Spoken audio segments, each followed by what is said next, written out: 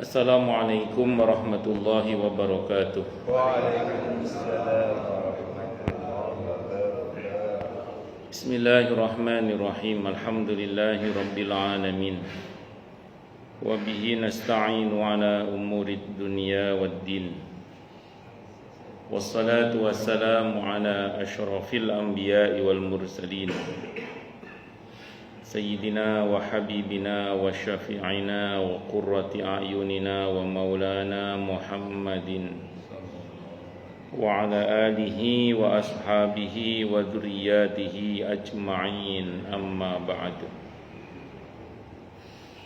Ashhadu an la ilaha illallah wa ashhadu anna Muhammadar Rasulullah wa ufawwidu amri ilallah. Innallaha basirum bil ibad. Hasbiyallahu la ilaha illa huwa alaihi tawakkaltu wa huwa rabbul arsyil azim. Qala Allahu ta'ala fi kitabihil karim hikayatan an nabiyillahi Musa alaihi salam. Rabbi shrah li sadri wa yassir li amri wahlul 'uqdatam min lisani yafqahu qawli. Para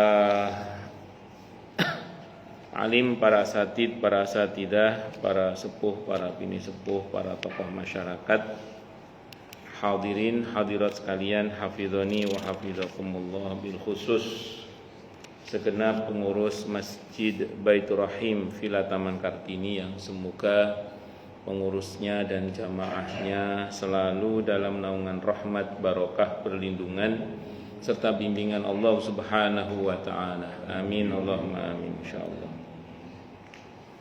Allahumma inna nas'aluka ilman nafi'a wa rizqan thayyiba wa amalan mutaqabbala wa fatahallahu lana futuhal arifin.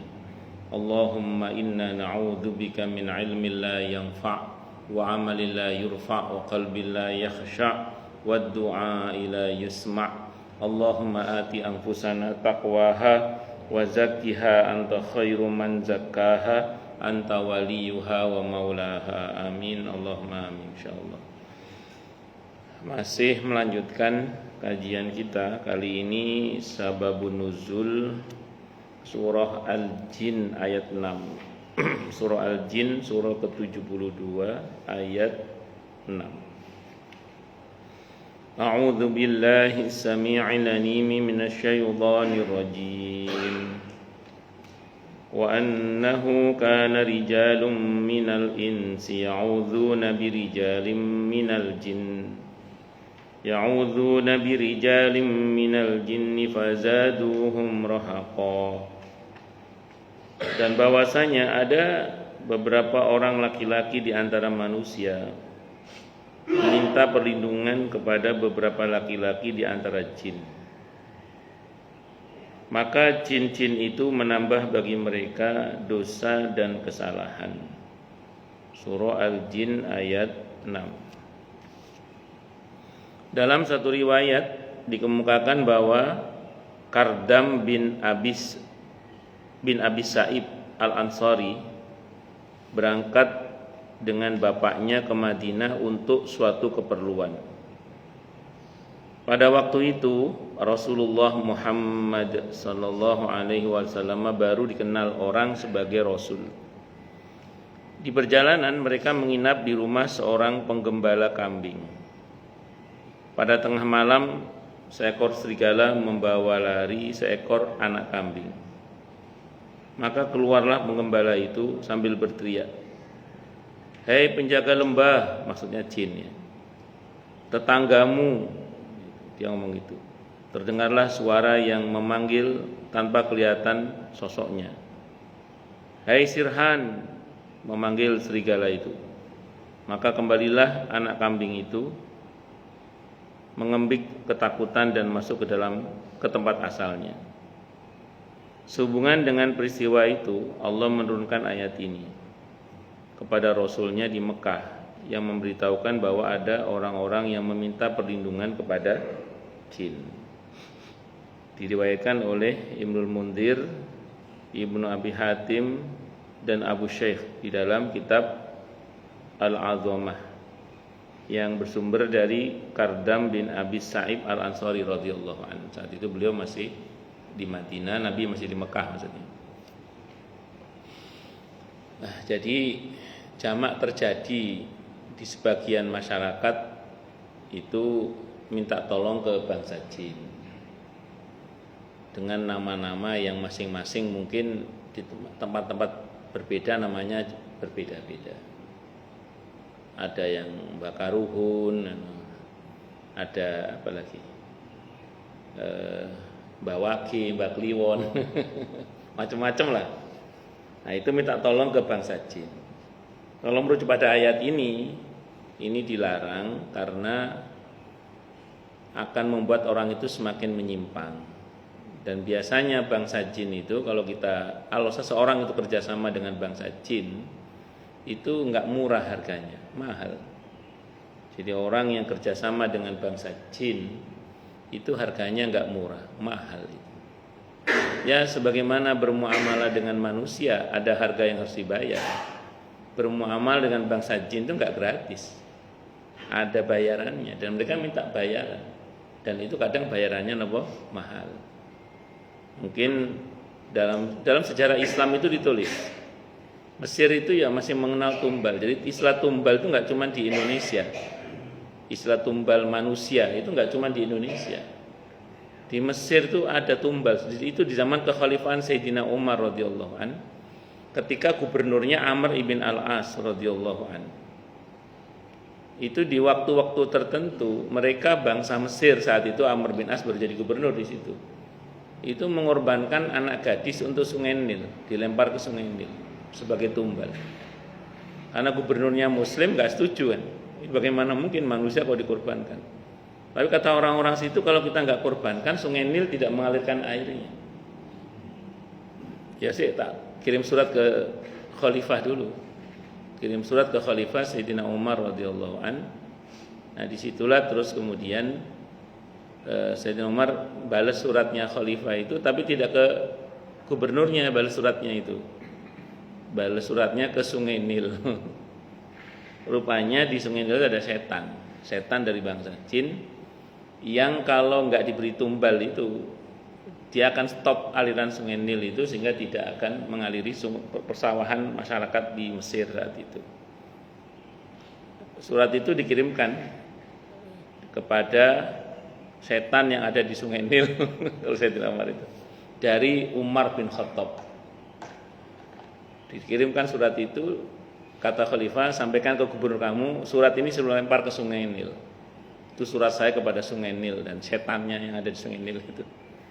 Akhirnya dilemparlah surat itu ke Sungai Nil. Ini ada surat dari Amirul Mukminin Umar bin Khattab radhiyallahu dilempar langsung mengalir. Setan itu kan takut sama Sayyidina Umar radhiyallahu anhu. Nabi yang menyatakan Umar, setan itu kalau kamu lewat di satu jalan, setan akan lewat jalan yang lain. Karena Sayyidina Umar itu ditakuti oleh bangsa setan dari bangsa jin terutama. Itu begitu. Jadi harga yang harus dibayar itu memang mahal gitu. Di masa Sayyidina Umar itu ada beberapa kejadian yang bersinggungan dengan bangsa jin itu ada. Termasuk Ibnu Taimiyah itu menceritakan tentang seorang lelaki yang hilang diculik oleh bangsa jin selama 4 tahun. Jadi kalau ada istilah anak dicolong wewe atau apa itu di masa Sayyidina Umar terjadi. Malah yang colong bapak-bapak malah. Jadi ada yang cerita Ibnu Taimiyah dalam kitab beliau tentang masalah jin itu ya. Jadi ada di masa Sayyidina Umar radhiyallahu an itu seorang bapak-bapak habis sholat Isya ceritanya. Enggak pulang-pulang sampai 4 tahun. Nah, enggak sampai 4 tahun tentunya. Istrinya kan kalau dalam Islam kan masa penantian istri terhadap suami kalau enggak ada kabar kan 4 bulan atau 6 bulan. Kalau di buku nikah kalau enggak salah 6 bulan kalau enggak salah. Kalau Nabi pernah tanya kepada Ummu Salamah radhiyallahu anha, berapa tahan wanita ditinggal oleh suaminya? 4 bulan. Makanya kan kalau ila itu suami yang bersumpah tidak akan menggauli istrinya. Itu kalau sudah 4 bulan disuruh meminta kepastian, ini mau lanjut apa cukup gitu. Mau lanjut nikah atau cukup? Kalau lanjut ada dendanya nanti. Ada ketentuannya maksud saya. Maka dalam hal ini terus Nabi itu orang itu tadi hilang cukup lama. Si istri ini karena sudah 4 bulan lewat, sowan ke Sayyidina Umar radhiyallahu an, diputus oleh Sayyidina Umar, cerai. Jadi diputus pihak, difasah nikahnya karena suaminya nggak jelas beritanya, kan nggak tahu kemana beritanya. Terus sampai akhirnya si istri ini habis masa iddahnya nikah lagi sama laki-laki lain. Berlalu 4 tahun, datang lagi bapak-bapak itu. Begitu pulang istrinya udah sama orang lain, kan kaget. Dibawalah ke Sayyidina Umar lagi radhiyallahu an. Kata Sayyidina Umar, kamu selama ini kemana aja? Saya diculik bangsa jin ya Amirul Mukminin. Jadi ada jin kafir menculik saya. Dan selama saya ditahan itu, tidak tahu berapa lama mau dia di bangsa jin kan. Qadarullah itu ada bangsa jin muslim menyerang bangsa jin kafir ini, menang. Dilihat di antara tawanan jin kafir itu kok ada manusia. Kata dia, ini kok ada manusia muslim ditawan. Udah bebaskan aja. Dibebaskan. Akhirnya saya bebas ya Amirul Mukminin. 4 tahun ini ditawan oleh bangsa jin. Maka kalau ada orang istilahnya buat tumbal, kadang-kadang ada yang mengatakan kalau belum ajalnya dia belum mati tapi diperbudak oleh bangsa jin untuk menjadi jongos mereka. Kalau merujuk pada cerita ini mungkin kalau merujuk pada cerita ini. Ya, jadi ada orang yang katanya dia bukan mati, dia jadi tumbal. Terus jadi tumbal maksudnya apa? Ya dia jadi jongosnya jin di alam jinnya sana gitu. Sebagai harga yang harus dia bayar. Kalau orang tuanya pakai pesugihan atau apa macam-macam itu. Dan yang perlu kita ketahui bahwa kerjasama dengan bangsa jin ini Quran memberitahukan berarti di dunia nyata terjadi gitu. Ya tentu dalam bentuk misalnya sihir dan lain sebagainya. Belum lama ini saya diberitahu oleh ada jamaah yang konsultasi ke saya. Jadi beliau ini jualan siomay. Jualan apa? Siomay. Si siomay-nya ini selama ini baik-baik aja, gak ada masalah. Cuman satu saat dia jualan menempati tempat yang menggusur. Saya nggak tahu menggusur apa menggeser atau memang sudah kontraknya habis atau nggak tahu gimana. Tempat itu ditempati oleh ibu yang jualan siomay ini. Sebelumnya itu yang menempati itu adalah orang yang jualan makaronit, ya gitu, atau cilor, aci telur, ya, gitulah. Saat istri saya kan mau beli maklor atau cilor itu, loh, kok ganti penjualnya? Ternyata ibu siomay itu. Nah, akhirnya selang berapa waktu ada masalah. Ibu ini cerita ke saya ini bawa bumbu siomay dari rumah itu masih panas Ustaz. Sampai tempat itu sudah membusuk. Padahal jarak rumah saya dengan tempat jualan itu cuma 5 menit. Betul begitu? Betul Ustaz. Ya fix sihir sudah saya bilang. Fix sihir. Ya, saya nggak tahu apakah sihir dalam pengertian memang nun sewu saingan rebutan tempat itu karena tempatnya memang strategis atau apa. Dan hal-hal begini ini harus kita antisipasi, tidak untuk takut kepada sihir, tapi untuk banyak berlindung kepada Allah Subhanahu wa taala. Saya bilang saya enggak ahli ruqyah, ini tak ajari aja lah, baca aja. Selebihnya serahkan pada Allah. Ya saya enggak tahu Allah alam bisawab kelanjutannya itu. Jadi orang kerjasama dengan setan itu memang ada. Itu dan itu real gitu. Dan itu ada perjanjiannya. Dan itu mahal harganya. Nah, beberapa sampai dibayar dengan mengorbankan atau tumbal tadi itu. Makanya jangan kerjasama dengan setan. Tapi ini jin muslim Ustaz. Ya kita tidak tahu KTP dia. Iya. Dan apakah dia muslim atau fasik atau kafir kan kita tidak tahu.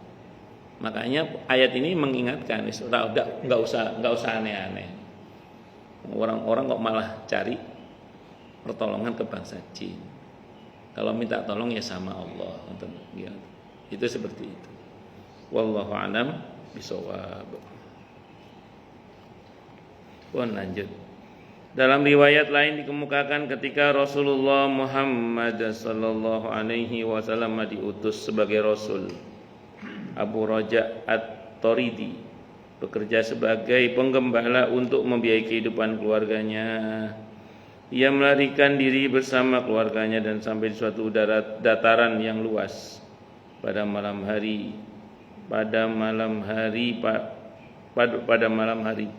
pun mereka menetap di daratan luas pada malam hari pun mereka menetap di sana tanpa tempat berlindung. Berkatalah yang tertua di antara mereka, kami berlindung kepada yang perkasa di lembah ini dari golongan jin pada malam ini.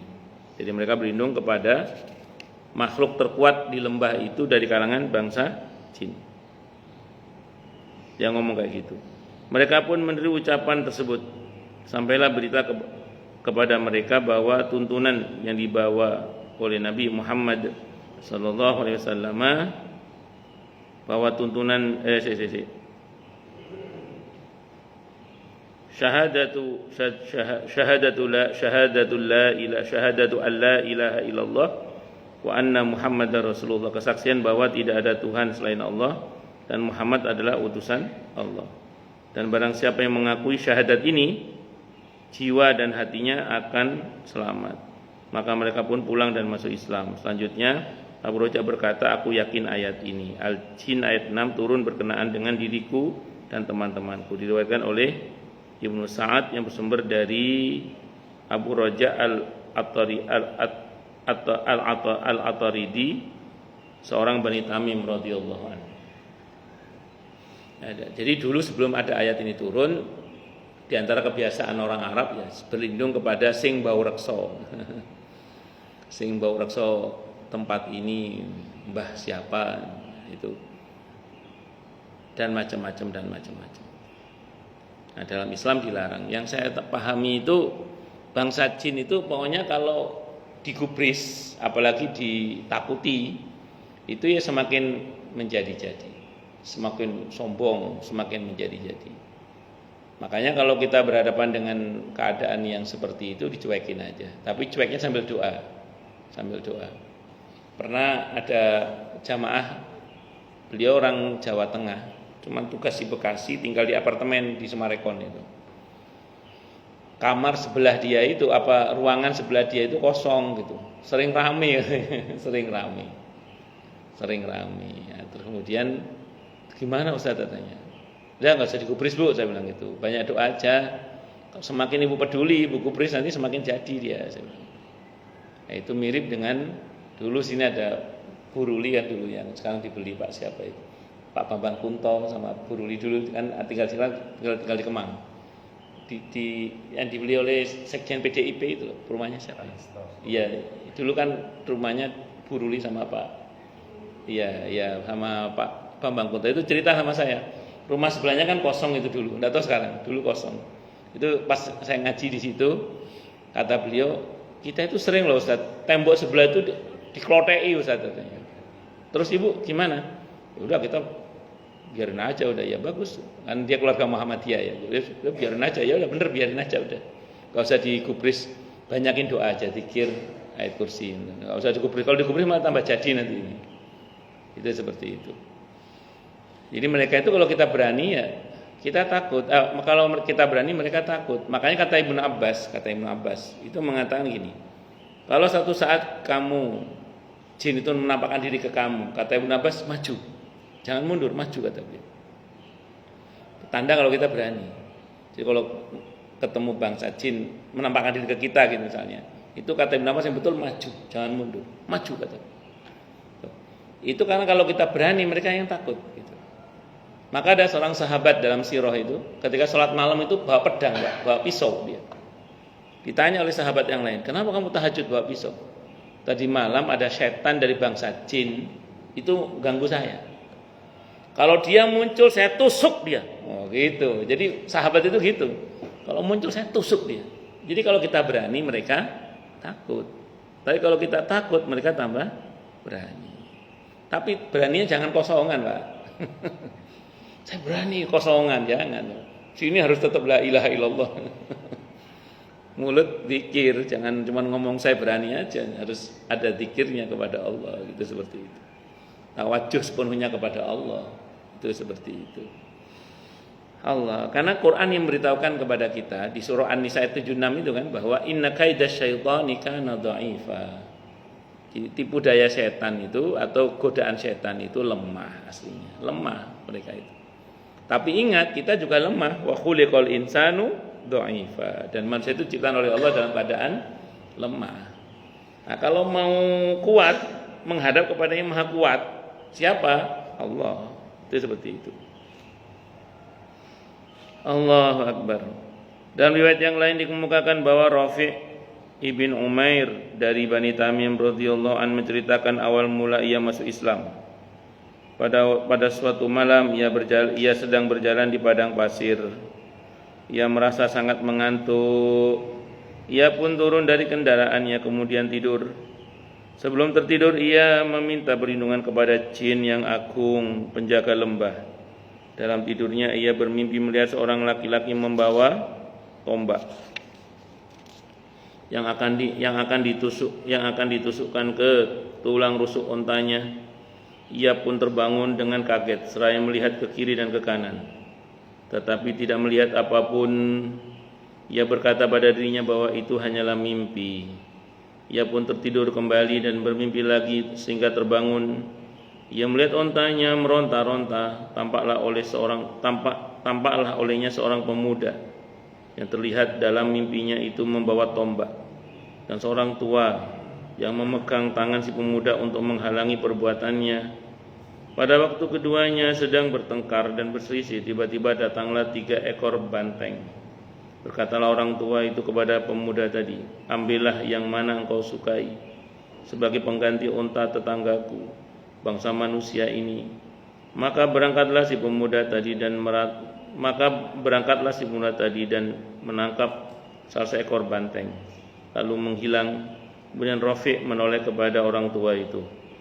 Pak tua berkata, wahai saudara, apabila engkau berhenti pada suatu lembah di antara lembah-lembah ini dan engkau merasa takut, ucapkanlah, aku berlindung kepada Rabb Muhammad, aku berlindung kepada Tuhannya Muhammad sallallahu alaihi wasallam, dan dari bahaya lembah ini jangan ke saya, kata jin muslim berarti.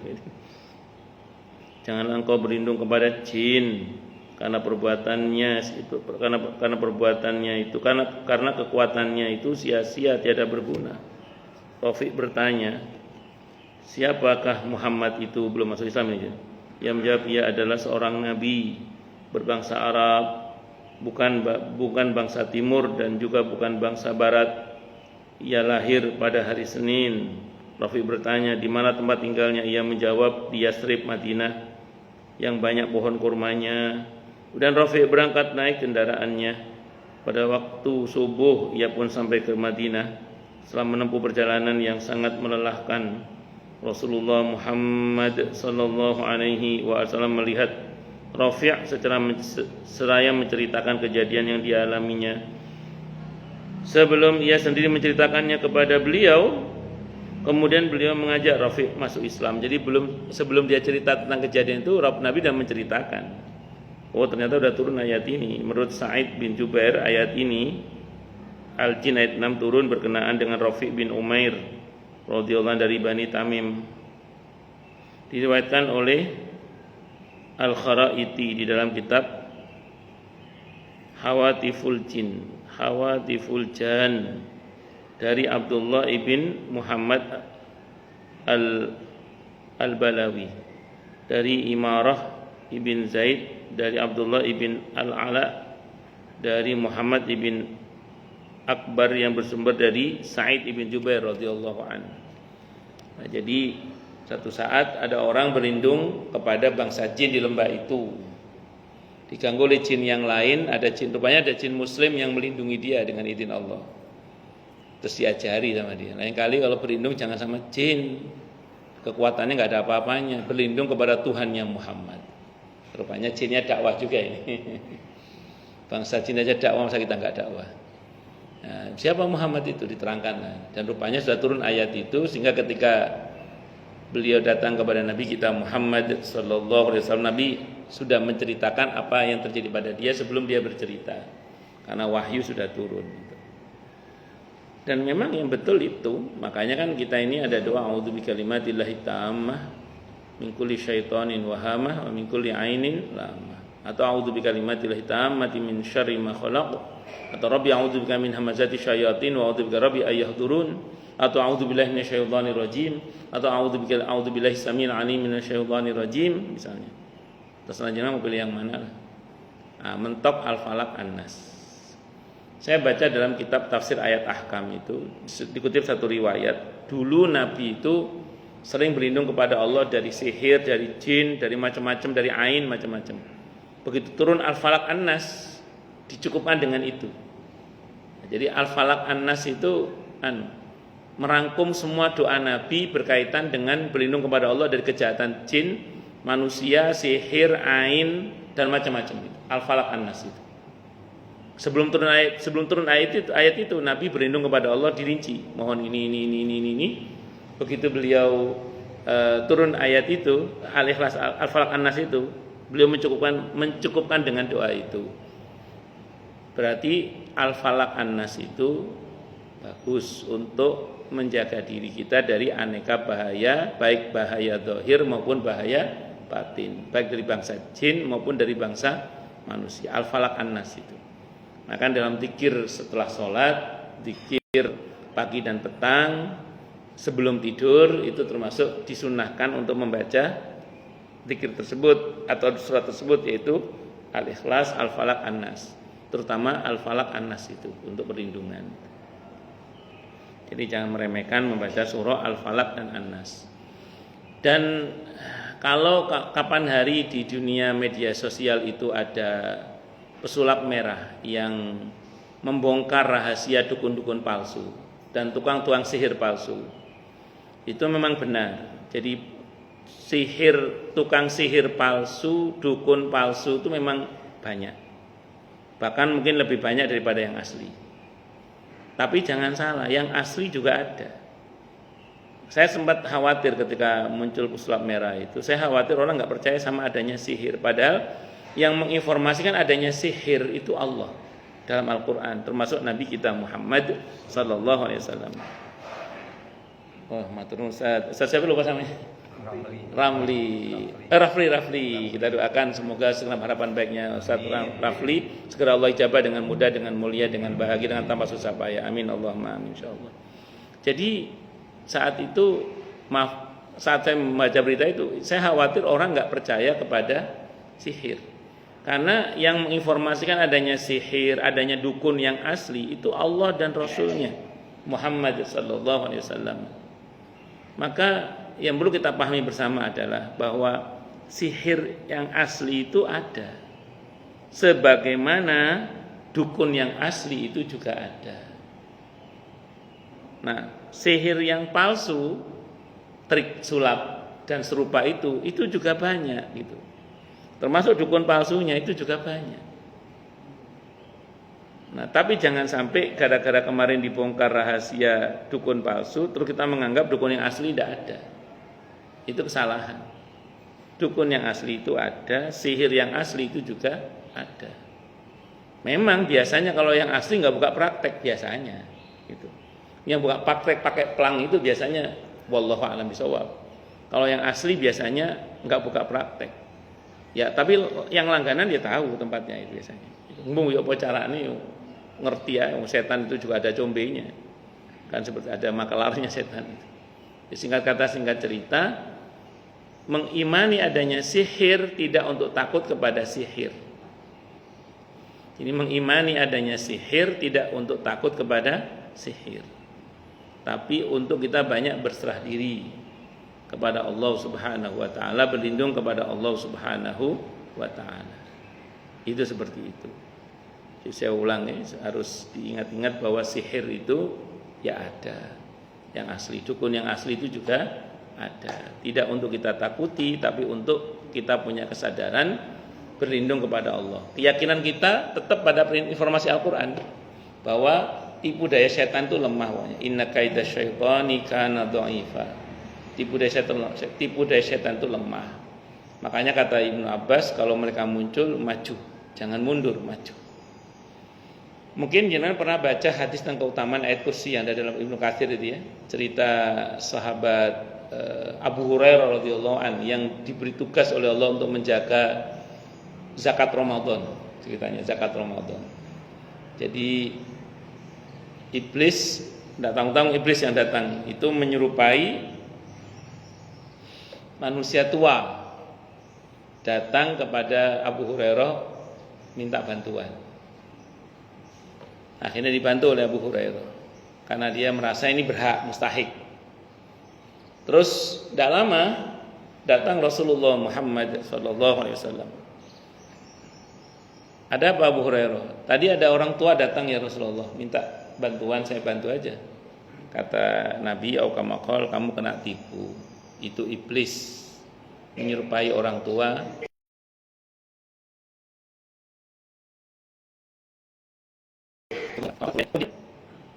Tidak lama kata Abu Hurairah, wah asem. Di hadisnya nggak pakai asem, ini modifikasi ya. Wah, nanti saya akan tangkap dia, gitu. Jadi nggak takut. Jadi diberitahu itu iblis, itu Abu Hurairah nggak takut. Hah? Itu jin tadi? Nggak gitu. Saya tangkap pokoknya nanti. Muncul saya tangkap dia. Akhirnya muncul lagi itu iblis itu. Inilah sekelas sahabat Abu Hurairah radhiyallahu anhu masih bisa dikelabui itu. Untuk yang kedua kalinya. Berhasil lagi ngambil harta kaum muslimin itu. Terus kemudian Nabi tidak lama datang lagi. Ada apa Abu Hurairah? Orang tua tadi datang ya Rasulullah, minta kamu kena tipu lagi. Itu iblis itu. Pokoknya sekali lagi tangkap ya. Akhirnya betul yang ketiga ditangkap sama Abu Hurairah. Kamu akan saya ajak menghadap kepada Rasulullah Muhammad SAW karena kamu sudah tipu saya. Begitu dibilang mau diajak menghadap kepada Nabi Muhammad SAW, takut itu iblis itu takut. Jangan. Udah, kalau bagi kita peace. Nanti, deh, saya ajari doa kamu supaya kamu selamat dari tipu daya saya. Saya ajari doa supaya kamu selamat dari tipu daya. Apa? Kata Abu Hurairah. Baca ayat kursi. Baca ayat kursi, kamu akan selamat dari tipu daya saya. Ya wes, sana pergi. Terus Abu Hurairah cerita itu kepada Nabi kita Muhammad SAW. Begitu cerita kejadian itu, kata Nabi gini, Sodaqal kadub, tumben tukang bohong itu jujur, kata Nabi. Sodaqal kadub, tumben tukang bohong itu jujur, kata Nabi. Ya, jadi memang itu bagian dari cara untuk supaya kita selamat dari godaan setan itu ya baca ayat kursi itu diantaranya. Dan itu kita baca saat sholat pagi dan petang, mau tidur kalau bisa itu dibaca juga itu. Itu bagian dari cara. Nah itu kalau kita pasang benteng-benteng Al-Falaq, An-Nas, ayat kursi dan aneka isti'adah yang kita hafal kita baca, insya Allah itu pengaruh sihir itu lemah kepada kita karena kita sudah melibatkan yang maha kuat gitu. Tapi kalau kita lengah, ya memang kalau sekalinya masuk sihir itu bukan 1-2 jin, bisa ribuan jin. Saya teringat kata-kata guru saya, sihir itu asal belum masuk, nolaknya gampang. Kita istighfar aja mereka sudah ketolak, kita baca bismillah aja mereka sudah mental, sebenarnya kata guru saya. Tapi sekali masuk, naudzubillah, misalnya kita lengah ya, naudzubillah. Lengah itu bisa pengertian lalai dari Allah. Makan minum pakai tangan kiri misalnya itu. Itu kalau orang ini Banyuwangi kan terkenal santetnya gitu. Itu kalau kata saya dapat cerita dari orang Banyuwangi langsung. Orang Banyuwangi cerita sama saya. Kalau ada orang makan pakai tangan kiri, minum pakai tangan kiri, itu nyantetnya gampang katanya. Nyantetnya apa? Gampang. Karena ini bagian dari kelalaian. Bagian dari apa? Kelalaian. Nah makanya terus kemudian sekali masuk sihir itu enggak 1-2 jin yang masuk kalau kata guru saya. Sekali masuk jin itu bisa ribuan. Makanya kadang di ruqyah sekali itu keluar baru 2 atau 10, masih ada sisanya dalam dirinya. Makanya saya sering kalau ada orang minta tolong, udah ruqyah mandiri aja, karena kan kalau ngandelin orang kan nunggu orang nanti itu. Sendiri aja udah banyak-banyak zikir mohon pada biar keluar satu persatu. Itu seperti itu. Wallahu a'lam bishawab. Ngoten guys, ini mengenal dimensi bangsa jin dari surah Al-Jin. Dan yang begini ini kita memang harus berdasarkan wahyu, karena kalau berdasarkan pada katanya itu banyak berita yang simpang siur. Mending kita kembalikan pada ketentuan berdasarkan informasi dari Allah dan Rasulnya Muhammad sallallahu alaihi wasallam atau dari ulama-ulama yang terpercaya. Allahu Akbar.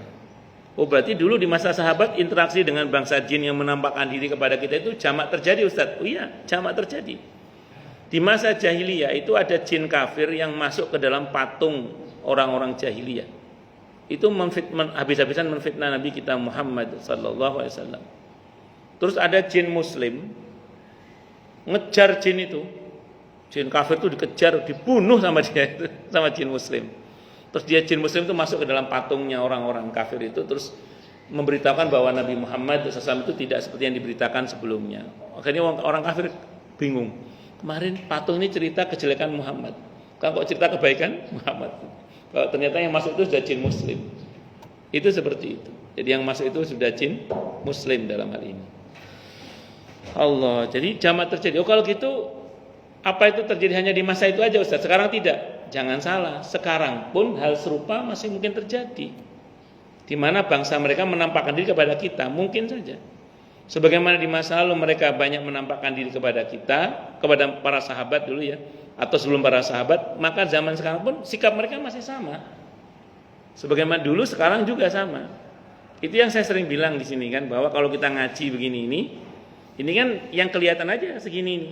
Yang nggak kelihatan bisa jadi lebih banyak dari bangsa malaikat, pastinya hadisnya Sahih Muslim. Yang kedua, insya Allah semoga Allah terima ngaji kita ini, amin insya Allah. Kemudian yang kedua dari bangsa jin. Dan yang kelihatan ini tidak semua, belum tentu semuanya manusia. Gitu. Dan kisah itu nih. Jadi yang kelihatan pun belum tentu semuanya manusia. Karena jin itu bisa menyerupai siapa saja kan, dengan izin Allah Subhanahu wa taala. Ya, Nabi itu pernah ketemuan malaikat, sahabat menyaksikan, pernah ketemuan iblis, sahabat menyaksikan. Bahkan iblis itu di masa Abu Jahal itu di Darun Nadwa menyerupai seorang kakek tua, iblis itu. Terus ketika perang Badar menyerupai anak muda, iblis itu. Pas bertamu kepada Nabi, bentuknya jelek banget, kata Sayyidina Umar, kalau saya melihat mukanya iblis itu rasanya pengen saya tonjok aja di kata Sayyidina Umar. Jadi iblis itu pernah dapat perintah dari Allah untuk menghadap kepada Nabi kita Muhammad SAW itu. Allahu Akbar. Tapi seringkali bangsa jin itu memang takut terkait dengan apa-apa yang ada hubungannya dengan Nabi kita Muhammad SAW. Amalan-amalan sunnah Nabi itu sedikit banyak memang berpengaruh kepada bangsa jin kafir.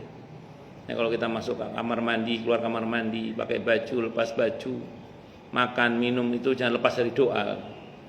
Nah, itu bangsa jin paling gak suka itu, jin kafir maksudnya. Allahu Akbar. Al-Jin ayat 18, lompat langsung 18. Monggo. Wa annal masajida lillahi fala tad'u ma'allahi ahada. Dan sesungguhnya masjid-masjid itu adalah kepunyaan Allah. Maka janganlah kalian menyembah seseorang pun di dalamnya di samping menyembah Allah. Jangan syirik maksudnya. Al-Jin ayat 18.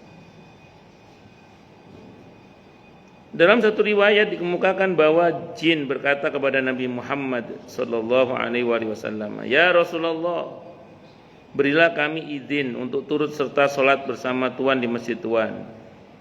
Maka Allah menurunkan ayat ini, Al-Jin ayat 18 sebagai penegasan bahwa masjid itu hanyalah kepunyaan Allah. Diriwayatkan oleh Ibnu Abi Hatim dan Ibnu Saleh yang bersumber dari Ibnu Abbas radhiyallahu anhu. Dan dalam riwayat tadi boleh, tidak apa-apa, jin sholat tidak apa-apa, menurut pada ayat, tapi jangan berbuat syirik, jangan berbuat yang aneh-aneh, sehingga nanti akhirnya orang bukannya nyembah Allah tapi nyembah selain Allah juga, itu maksudnya gitu. Karena di ayat 19-nya ini nanti mereka berdesak-desakan ikut berjamaah bersama dengan Nabi di ayat 8, di ayat 19-nya. Cuman tidak sebutkan sababun nuzulnya. Jadi di ayat 19-nya itu sebutkan ayat bahwa andaikan para sahabat bisa melihat, itu ketika kita sholat berjamaah, jin-jin itu berdesak-desakan. Nah, kalau jenengan satu saat sholat, ya, terus tiba-tiba pas walat dolin, belakang ada yang teriak, padahal Anda lagi sholat sendiri tuh, tahu-tahu amin. Nah, itu tidak usah kaget, biasa aja. Karena di surah Al-Jin ayat 19 memang ada bangsa jin yang senang bermakmum. Bahkan ada ulama yang mengatakan dan ngutip satu riwayat ya. Kalau saya nggak salah yang cerita ini Imam Suyuti kalau saya nggak salah. Kalau kalian berada di gurun Sahara, perintah Nabi kan apa? Sendiri, nggak ada siapa-siapa, tetap suruh adzan, suruh iqamah, sholat. Ada ulama yang menjelaskan biasanya nanti ada bangsa jin atau bangsa malaikat yang ikut berjamaah dengan yang bersangkutan. Jadi makanya dalam fikih itu orang sholat sendiri niat jadi imam itu boleh dalam fikih itu. Jadi orang sholat sendiri niat jadi imam itu boleh. Karena ada potensi bangsa jin ikut menjadi makmumnya. Dalam riwayat yang lain dikemukakan bahwa jin berkata kepada Nabi Muhammad SAW, bagaimana mungkin kami bisa datang ke masjid-masjid ini sementara kami jauh? Bagaimana mungkin kami bisa sholat berjamaah dengan Tuhan sementara kami jauh di tempat Tuhan? Dari tempat Tuhan. Maka turunlah ayat ini, ayat 18, yang menegaskan bahwa sholat itu dapat dilakukan di masjid manapun. Diriwayatkan oleh Ibnu Jarir yang bersumber dari Sa'ad ibn Jubair radhiyallahu anhu. Jadi jangan salah ya, jin-jin muslim yang taat itu seneng sholat berjamaah di masjid manapun. Jadi nggak harus masjid Keramat, nggak harus. Jadi masjid manapun itu jin-jin itu seneng sholat berjamaah. Tentu jin muslim yang seneng berjamaah itu. Jadi tenang Pak Alfian, walaupun pengajian kita tampaknya tidak banyak yang datang, tapi bangsa jin banyak Pak insyaallah datang. Cuma nggak kelihatan aja ini. Karena ini riwayat ini menunjukkan bahwa bangsa jin semangat ke masjid, Pak. Jadi bangsa jin itu semangat ke masjid. Makanya saya sering cerita di sini kan bahwa kalau kita ke masjid, yang kenal kepada kita tidak hanya yang kelihatan aja. Yang nggak kelihatan pun kenal sama kita. Karena mereka kan di surah Al-A'raf ayat 27 kan bisa melihat dari tempat yang kita tidak bisa melihat mereka kan. Nah, sebagaimana kalau kita ada yang sakit dijenguk, jangan dikira bangsa jin gak ikut jenguk, Pak. Termasuk bangsa malaikatnya. Sebagaimana kalau kita ketemu di jalan dengan teman yang sama-sama semasjid kan kita akan dibantu kalau ada masalah. Jangan dikira bangsa jin tidak membantu juga dengan izin Allah tentunya. Termasuk malaikat rahmat yang sering di masjid. Jangan dikira tidak membantu dengan izin Allah. Jadi orang sering ke masjid itu yang kenal dia tidak hanya yang kelihatan, Pak. Termasuk yang tidak kelihatan. Saya itu punya kenal seorang kiai itu ya. Beliau ahli zikir itu. Nah, suatu saat ada orang kesurupan tetangganya itu. Beliau ini bukan apa ya, enggak biasa begitu, cuma dimintai tolong itu. Tolong Pak Kiai ada tetangga kesurupan. Terus begitu kiai itu datang, kata jinnya dalam tubuh orang itu, "Loh, panjenengan, nggih pun kula pamit," langsung pergi. Ya mungkin temannya di masjid mungkin lagi iseng mungkin. Tapi biasanya yang masuk ke tubuh itu kalau bahasa Nabi sih setan. Kalaupun dia jin Islam, biasanya jin fasik, biasanya jin nakal, mungkin jin ABG atau apa gitu. Jadi begitu ketemu kiai itu, panjenengan, akhirnya pergi dia. Belum sempat dibacakan ruqyah udah pergi duluan. Karena rupanya CS kenal.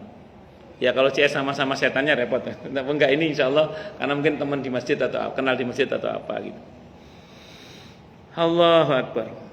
Ya itu terjadi. Ya, makanya saya ulang sekali lagi. Nah, ini bangsa jin aja seneng apa? Ke masjid ya. Kita manusia yang senang ke masjid itu insya Allah dikenal oleh mereka termasuk oleh malaikat rahmat. Sehingga ketika ada masalah sebagaimana kalau kita ketemu teman semasjid dibantu, insya Allah oleh mereka pun juga dibantu, tentu semua dengan izin Allah. Tapi nggak usah cari bantuan mereka ya. Karena ayatnya tadi melarang wanti-wanti karena kita nggak tahu ini KTP-nya jinnya muslim atau fasik atau kafir kan kita nggak tahu. Dan ada potensi kita tertipu. Terus satu lagi sependek yang saya pahami juga ketika kita misalnya mohon maaf kan gini ya, dimensi terdekat ya dengan kita itu bangsa jin. Saya ulang, dimensi terdekat kita itu bangsa jin. Orang kalau tekun tahajud, baca Quran, zikir itu pada tingkat tertentu akan ada masa di mana mungkin dengan izin Allah dia bisa mendengar apa yang tidak biasa didengar misalnya. Bahkan mungkin dengan izin Allah akan ada penampakan-penampakan yang mungkin nggak biasa orang melihat misalnya gitu. Itu bagian dari tantangan. Disinilah banyak orang yang nggak ngaji tauhid itu kepleset. Akhirnya ngaku dapat wahyu di Gunung Salak itu. Kan repot itu. merasa dapat wahyu di Gunung Salak. Akhirnya ngaku sebagai nabi. Ya, itu repot itu. Yang nggak ngaji tauhid begitu ngerinya. Nah, ini jenengan harus tahu itu. Jadi kalau jenengan rajin tahajud, rajin ngaji, ada masa di mana mungkin loh ya, mungkin walaupun mungkin nggak semua orang ngalami, tapi mungkin akan situasi ada kondisi itu, bisa kayak dapat bisikan atau apa, wangsit kalau orang Jawa bilang. Atau ya jadi ada hal-hal yang ditampakkan kepada dia dengan izin Allah. Satu pesannya kalau kita ngaji tauhid kita nggak akan kepleset. Tapi kalau kita nggak pernah ngaji tauhid itu tadi merasa jadi nabi dan rasul itu. Yang di Senin ngaku sebagai malaikat Jibril malah repot. Nah, itu gara-gara kepleset di dimensi itu. Nah, makanya dengan kalau dalam perjalanan menuju kepada Allah ketemu hal-hal begitu sudah ini sudah ngaji saya gitu. Enggak saya heran, biasa aja sudah ngaji saya. Itu seperti itu. Kita nggak akan tertipu oleh bangsa jin itu. Karena dimensi terdekat dengan kita itu ya bangsa jin itu, dimensi terdekat dengan kita itu bangsa jin. Itu seperti itu. Jadi kalau kata para ulama jangan terpukau, itu bukan tujuan, lanjut. Bahkan kadang pada dimensi ini kadang orang punya keramat-keramat dengan izin Allah. Punya kelebihan-kelebihan itu loh, punya karomah itu. Nah, ini tidak usah terpukau, terus jalan menuju kepada Allah. Karena kalau berhenti di situ ngerinya jadi dukun nanti. Kalau berhenti di situ nanti ngerinya jadi apa? Dukun itu. Jadi kita biar nggak terkecoh oleh bangsa jin. Makanya penting ngaji tauhid supaya kita tidak terkecoh oleh bangsa jin itu. Wallahu a'lam bishawab. Tapi jangan karena ngaji tauhid terus menafikan bangsa jin. Nah, jangan, karena justru karena kita ngaji tauhid itu kita mengerti bahwa ada dimensi lain selain kita, itu dimensi jin yang harus kita imani keberadaannya. Karena kalau kita tidak mengimani, justru tauhid kita malah bermasalah. Tapi juga nggak boleh takut sama bangsa jin karena Allah memberitahukan bahwa mereka itu lemah. Tapi ingat, kita juga lemah. Kalau mau kuat menghadap kepada yang maha kuat. Siapa? Allah Subhanahu wa ta'ala. Saya kira ini bisa saya sampaikan, semoga bermanfaat. Silakan yang mau tanya, protes. Oke, monggo Pak Adi. Tadi dijelaskan surat jin ayat 6 bahwa kita tidak boleh minta bantuan pada jin. Ya. Tetapi dalam surat An-Naml, Nabi Sulaiman itu sering minta bantuan pada jin. Nabi Sulaiman itu. Dan juga konon katanya bahwa itu punya sawah banyak, itu katanya dibantu oleh jin mengurupunya itu, mengurupu sawah itu. Ya. Kemudian ketika kita menghadapi jin muslim yang fasik, kita baca kursi dia lebih hafal lebih sabar. Jadi cara menghadapinya gimana? Ya. Kemudian ketika ada orang jahat meninggal itu kita suka ada yang makhluk apa itu jin atau korin atau gimana saja? Ya, menampakkan diri itu. Iya, menampakkan diri jin, orang mati yang jahat itu. Iya, menampakkan apa? Iya.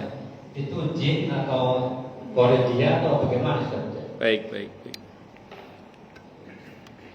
Yang pertama, kalau Nabi Sulaiman khusus. Nabi Sulaiman itu khusus. Beliau memang dapat SK dari Allah untuk bisa atau punya kuasa, dapat surat kuasa dari Allah untuk bisa memerintahkan bangsa jin, termasuk setan dari bangsa jin. Karena kalau mereka nggak nurut sama Nabi Sulaiman akan dicemeti oleh malaikat. Dan ini khusus. Kalau Nabi Sulaiman kan nabi steril, tahu lah mana jin kafir, jin muslim, jin fasik, tahu. Kalau kita kan nggak steril. Makanya kita hati-hati aja, jangan sampai berinteraksi dalam pengertian minta bantuan kepada bangsa jin. Satu dulu. Kalau mengenai para ulama kita, termasuk Allahyarham Mbah Khalil Bangkalan misalnya, atau beberapa ulama-ulama kita yang dikenal punya santri bangsa jin, tolong bedakan antara mencari dengan didatangi. Nah, yang saya tahu ulama-ulama kita itu bukan mencari, tapi memang sebagian mereka datang untuk nyantri. Adapun mereka kemudian menawarkan bantuan untuk kemudian bantu, itu urusan mereka, tapi tidak mencari. Kan Mbah Khalil tidak mencari bangsa jin ke Gunung Lawu atau enggak kan? Ya, mereka datang ngaji. Ya wallahu a'lam, kan saya enggak tahu itu karamatul aulia, wallahu a'lam bisawab. Karena yang pasti bangsa jin itu kadang yang ngaji sebagai santri. Nah, jadi kalau mereka datang itu persoalan lain, kita tidak mencari. Dan kita tidak minta tolong, mereka yang menawarkan bantuan ya terserah. Itu sudah ada harga yang dibayar kalau yang seperti itu. Nah, Ibnu Taimiyah di dalam kitab tentang jin itu membahas tentang masalah itu. Kalau interaksi yang model begitu silakan aja, tidak ada masalah. Tapi jangan sampai kemudian kita yang minta tolong. Karena kalau kita minta tolong itu ada harga yang harus dibayar dan itu mahal. Itu seperti itu. Nah, itu seperti itu. Jadi para ulama-ulama terdahulu dan sekarang pun mungkin masih ada, itu bukan mencari, tapi mereka yang datang untuk mengaji memang. Itu seperti itu. Ini kisah nyata di Mekah ya. Diceritakan dalam beberapa manaqib Said Alawi Al-Maliki rahimahullah. Abahnya Said Muhammad Alawi Al-Maliki rahimahullah kan muhaddis. Muhaddis yang sezaman dengan Syekh Abdurrahman As-Sa'di rahimahullah. Gurunya Syekh Utsaimin rahimahullah. Ketika beliau pindah rumah itu. Sekarang di Rusaifah kalau nggak salah ya. Pindah rumah itu pas pindahan santri kan ngangkut rumah alat perabotan rumah beliau dipindah itu. Tiba-tiba dari atas plafon itu ada orang jatuh. Bruk, orang jatuh itu. Jadi bukan gaib tapi nyata jatuh. Kata Said Alawi rahimahullah, beliau bilang, "Kamu siapa?" Saya mohon maaf, saya ini jin yang selama ini ikut ngaji sama Syekh. Izinkan saya ikut ngaji terus sama Syekh, saya mau ikut pindah juga. Ya terserah. Nah, jadi ada bangsa jin itu yang menampakkan terang-terangan untuk mengatakan bahwa dia mau ikut ngaji itu terjadi di Mekah itu, dekat Masjidil Haram dulu rumah beliau itu, di Jalan Besar. Terus sebelum pindah ke Rusaifah itu. Nah, jadi singkat cerita, yang saya tahu para ulama-ulama kita bukan mencari, tapi memang mereka ngaji aja sama ulama-ulama itu. Adapun mereka bantu bukan atas permintaan sang ulama itu, tapi memang dia aja yang mau bantu dan itu sah-sah saja. Sebagaimana Nabi dibantu oleh bangsa jin dalam beberapa peperangannya kan Nabi tidak minta bantuan, mereka yang membantu. Dan kalaupun Nabi meminta bantuan, misalnya tapi Nabi tidak minta bantuan. Nabi punya hak karena beliau kan punya mukjizat. Yang mukjizat itu steril kalau Nabi kan. Kalau Nabi khusus itu steril. Nah, tapi itu yang saya pahami, Pak. Wallahu a'lam bishawab. Terus kemudian yang ketiga mengenai apa tadi, Pak? Oh iya, jin fasik itu memang agak susah ya. Kalau dia misalnya masuk ke tubuh orang, kita baca ayat kursi, kadang pinteran dia baca ayat kursinya itu. Nah, ini wallahu a'lam bishawab ya. Pengalaman saya, sependek yang saya pahami. Orang itu kalau ketemu sama jin fasik yang wangel diusirnya itu biasanya kalau dibacakan sholawat nangis biasanya. Ya tadi kalau dilaporkan kepada Nabi Muhammad SAW itu mereka takut biasanya. Jadi kalau dibacakan sholawat nangis itu pengalaman yang sependek yang saya pahami. Jadi jin yang bandel-bandel yang wangel-wangel itu dibacakan sholawat itu nangis. Itu yang terus yang terakhir penampakan dari orang yang mati yang jahat dalam bentuk orang sekarang nyebutnya hantu lah ya. Walaupun dalam Islam tidak ada istilah hantu itu, yaitu bangsa jin, itu penampakan dari bangsa jin. Karena saya pernah suatu saat marah dengan sekelompok orang yang mengatakan ada orang meninggal saat melahirkan. Terus ada orang pada cerita tadi saya dikelihatin macam-macam. Jadi orang itu dituduh jadi kuntilanak. Saya bilang orang udah mati dituduh jadi hantu lagi, saya bilang gitu. Itu bangsa jin, saya bilang gitu. Pastikan itu bangsa jin karena roh orang yang meninggal itu tertawan di alam barzah. Yang gentayangan itu pasti jin, saya bilang itu. Jadi bukan beliau yang meninggal itu. Bukan iya jin korin juga jin sama kan. Kan korinnya dia kan bisa jin bisa malaikat, itu yang jin itu. Ngoten nggih? Wallahu a'lam bishawab. Monggo yang lain, monggo Pak Haji. Assalamualaikum warahmatullahi wabarakatuh. Waalaikumsalam warahmatullahi wabarakatuh. Yang pertama saya sebutkan bahwa untuk berbicara dari santai zikir dan itu cukup dengan zikir itu bisa. Betul. Tapi seperti Rasulullah saja. Bagus. Bagaimana cara supaya kita tidak yang pertama? Nggih. Dan yang kedua bahwa dalam Al-Quran disebutkan bahwa dunia itu adalah merupakan setiap dua dan pemilu saja. Saya mohon penjelasan mengenai. Terima kasih. Waalaikumsalam warahmatullahi wabarakatuh. Yang pertama betul, di antara sababun nuzul al-falaq an-nas itu Nabi kena sihir oleh seorang wanita Yahudi yang menggunakan buhul-buhul ikatan-ikatan. Nah, Nabi bukan lalai kalau Nabi.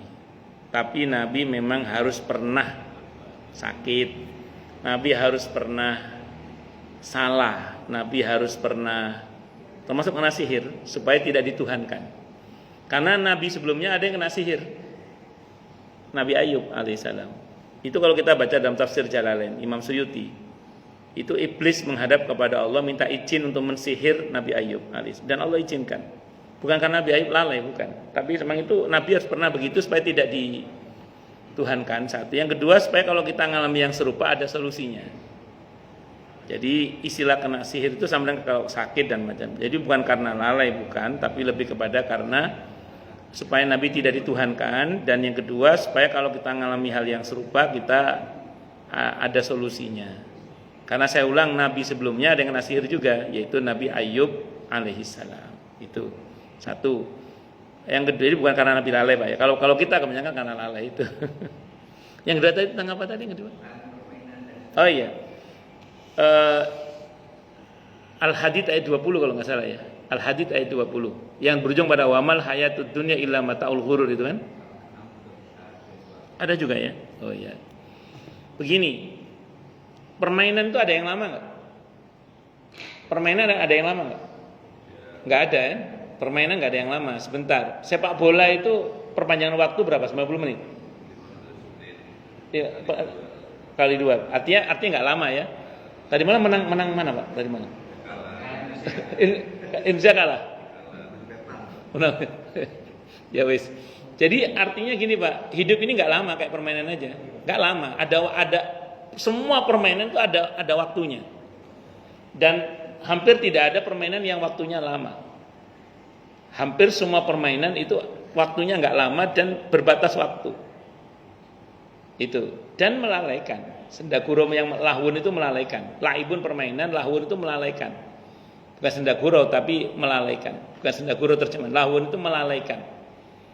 Karena dunia ini kalau kita nikmati itu kita bisa lalai dari Allah kalau tidak disyukuri. Kalau nikmati dan disyukuri tidak lalai dari Allah. Makanya alhaakumut takasur, telah membuat lalai kalian apa at-takasur, banyaknya harta.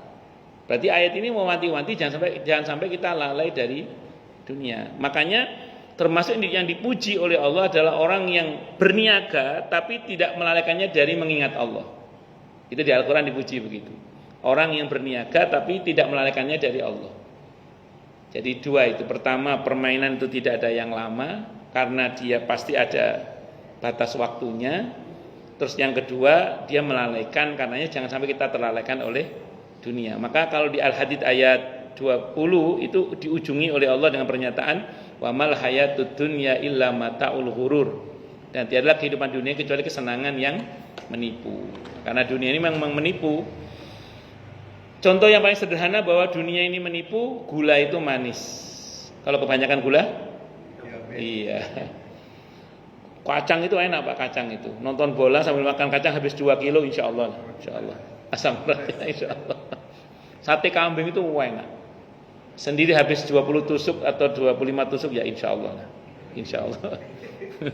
Jadi dunia itu menipu. Dalam skala yang lebih besar nanti kayak orang-orang munafik. Pas nyawa di sini dia nyesel karena tertipu oleh dunia. Nyesel dia pengen sedekah, tapi udah terlambat karena dia selama ini tertipu oleh dunia. Begitu maksudnya. Wallahu a'lam bishawab. Nggih monggo Pak Haji. Nggih Pak Haji. Saya sering melihat sihir dalam pengertian di American Got Talent. Di? Oh. American Got Talent. Oh, nggih. Itu nyata di depan publik. Nggih. Perubahan orang jadi binatang. Kemudian juga hilang dan muncul orang lain yang nyata dalam film itu. Nah, bagi saya tadi banyak ini ada sihir. Iya betul. Tapi kalau nonton sering itu suka apa? Haram atau bagaimana gitu. Yeah. Tapi tidak terpengaruh dalam pengertian memang bisa begitu.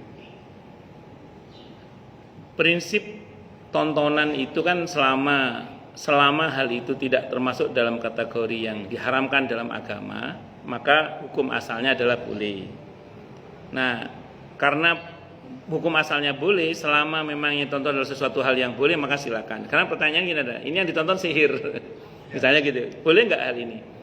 Wallahu a'lam bishawab. Kembali pada niatnya, Pak. Jadi ditata saja niatnya. Kalau dikhawatirkan dengan hal itu akan tergelincir, dalam agama itu ada namanya saddu dzari'ah, mencegah kemungkinan yang dilarang. Jadi kalau sekiranya akan mengarah kepada ketergelinciran, stop. Tapi kalau sekiranya justru akan menguatkan keimanan Pak Haji tentang bahwa setan memang ada, pengaruhnya juga ada, tapi saya mengenal Allah yang maha kuasa untuk melindungi saya, maka monggo mawon. Jadi kembali kepada niatnya. Nah, tapi kalau justru Pak Haji nonton akan menambah ratingnya, itu ya bahaya juga. Itu seperti itu.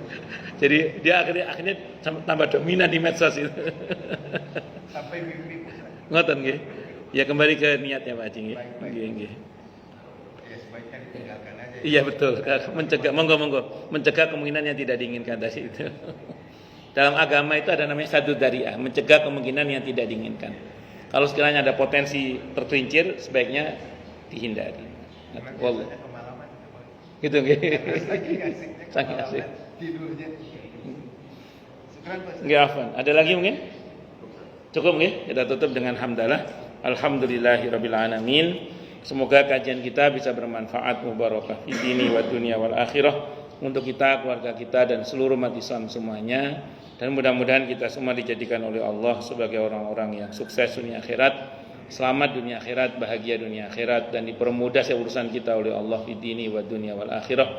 Semoga Allah limpahkan hidayah selalu untuk kita, semoga Allah tingkatkan selalu hidayah untuk kita, dan semoga Allah berikan hidayah untuk siapapun yang melihat kita.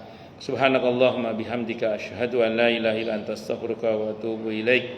Sallallahu ala Muhammad wa ala alihi wa sahbihi wasallam. Saya mohon maaf. Assalamualaikum warahmatullahi wabarakatuh.